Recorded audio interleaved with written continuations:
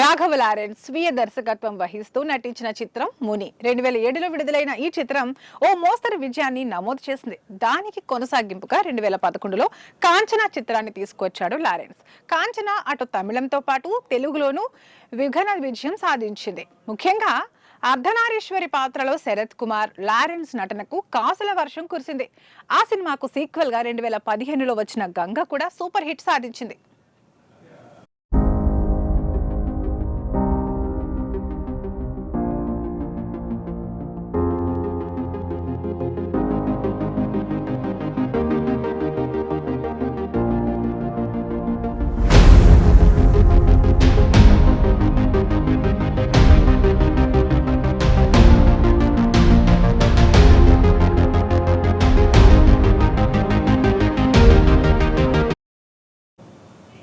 చాలా కాలంగా దర్శకత్వం పక్కన పెట్టి హీరోగా పలు సినిమాల్లో నటించాడు లారెన్స్.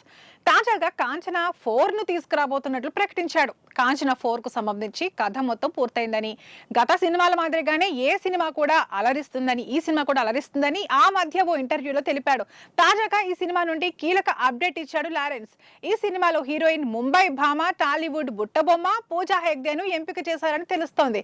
కాంచనా 4ను దాదాపు 100 కోట్ల రూపాయల బడ్జెట్ లో నిర్మిస్తున్నట్లు యూనిట్ సభ్యుల సమాచారం. కాగా ఈ భారీ బడ్జెట్ సినిమాను బాలీవుడ్ కు చెందిన గోల్డ్ మైన్ మూవీస్ నిర్మిస్తోంది. ప్రస్తుతం ఈ సంస్థ లారెన్స్ హీరోగా హంటర్ సినిమాను నిర్మిస్తుంది. మొదట ఈ సినిమాలో నయనతారకు హీరోయిన్ గా అనుకున్నారు, కానీ ఇప్పుడు పూజ వచ్చి చేరింది. త్వరలో షూటింగ్ స్టార్ట్ కాబోతున్న ఈ సినిమా ఏ మేరకు అలరిస్తుందో చూడాలి.